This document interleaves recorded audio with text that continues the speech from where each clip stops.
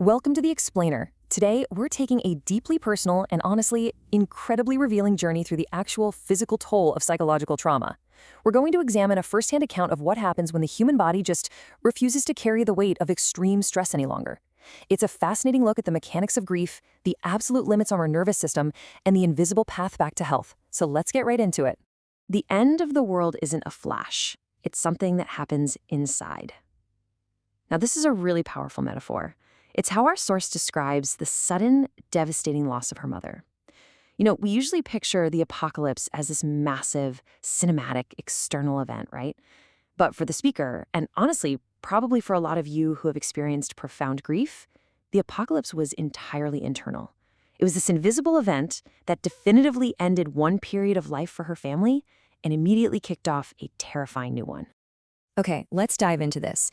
Section 1, the catalyst of grief.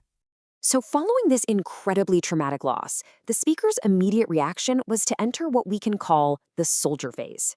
Rather than breaking down, she describes experiencing this massive, overwhelming surge of adrenaline. She concentrated all her inner forces, basically acting like a soldier on the front lines, just trying to keep her family afloat. Her inner voice was basically telling her that if she showed even a single moment of weakness, she'd fall right into the abyss. So she held it all together. It was this incredible display of false resilience, a totally necessary survival mechanism in the moment for sure, but one that came with a hidden ticking clock. Moving on to Section 2, the inevitable physical crash. And this brilliantly illustrates what happens when that ticking clock finally runs out. The exact moment her family began to stabilize, her own body decided, nope, I can no longer carry this weight. It shows the stark contrast between the mind's determination and the body's breaking point. See, the mind's willpower relies on adrenaline, absolute focus, pushing through like a soldier. But suppressing trauma like that, it inevitably results in a total, full-scale rebellion of the body. Her system completely crashed. She experienced her very first panic attacks and a severe systemic breakdown. The mind kept saying keep going, but the body violently pulled the emergency brake. Initially, she didn't even understand what the heck was happening. She just figured it was a bad nerve, right? But the doctors eventually identified it as a vascular crisis rooted in total nervous exhaustion. Now, this wasn't a traditional disease or some kind of infection. It was the body's ultimate psychological and physical rebellion against prolonged extreme stress. The panic attacks she experienced weren't just passing moments of everyday anxiety. They were relentless physical manifestations of a nervous system that was completely and utterly drained of its reserves. Which brings us to Section 3, the illusion of a cure. Let's move to this next part and see how this all builds. Naturally, when our bodies fail us so spectacularly, we desperately want an immediate medical fix. But for her, this search was deeply frustrating. First, she has to call a night ambulance during her initial severe attack. They give her relaxing injections that do absolutely almost nothing. Barely surviving the night, she rushes to a neurologist the very next morning, which leads to a grueling 10 days of hospital IV drips and heavy medications. And the ultimate result of all that? Zero relief. She actually notes the sheer terror of realizing that despite a massive influx of heavy medication, she didn't feel better for even a single second, day or night. Just imagine how scary that must be. Section 4, the honest diagnosis. What's really interesting about this slide is that it marks a major pivot point. The medical approach absolutely had to shift away from physical intervention toward a harsh but incredibly necessary psychological truth. When the speaker went back to her neurologist and confessed the IV drips did absolutely nothing, the doctor didn't just throw more pills at her. Instead, she offered this truth. Pills won't cure this. You aren't dying. It's just your body's reaction to life. And wow, this honest diagnosis changed literally everything. The doctor explained that there is no magic pill for severe nervous exhaustion. Instead, she prescribed light, personal activity, like just taking walks, and basically told her she had to find her own way out.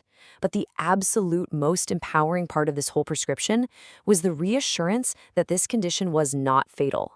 The speaker was terrified, and I mean terrified. She was on the verge of a deadly heart attack or a stroke. Once the doctor explained that these horrific symptoms were just a physiological stress response, that profound fear of imminent death just vanished. It finally shifted her focus from seeking a magical cure to actually finding personal coping mechanisms. Section 5, the trap of permanence. But here's the thing. Knowing you aren't dying doesn't necessarily mean you feel like you're actually living. Is this my life now? It's a question that echoes through pretty much every chronic illness and severe mental health struggle. Imagine being in a state of constant physical dread. Can you imagine looking at the rest of your life and believing that this horrific state of tension is simply your new, permanent reality? This was the exact valley of despair the speaker found herself stuck in. She vividly recalls this one specific memory during a warm summer evening. She was out walking through her neighborhood, really trying her best to follow the doctor's advice. But she was absolutely terrified to stray far from her house. She was totally consumed by the terrifying certainty that this tightly wound, spasm-like state of panic was permanent. She truly, deeply believed she would never, ever return to her normal self. So the crucial point is the sheer physical sensation of this trap. She felt, quote, like a spring that wouldn't uncoil, even for a moment. It wasn't just that she had these discrete panic attacks and then felt totally fine in between them. No, the real horror was that the space between the active attacks offered zero relief. She was constantly pulled taut, just waiting for the spring to snap, completely convinced the tension was going to last forever. And finally, Section 6, the invisible return. But of course, the tension didn't last forever.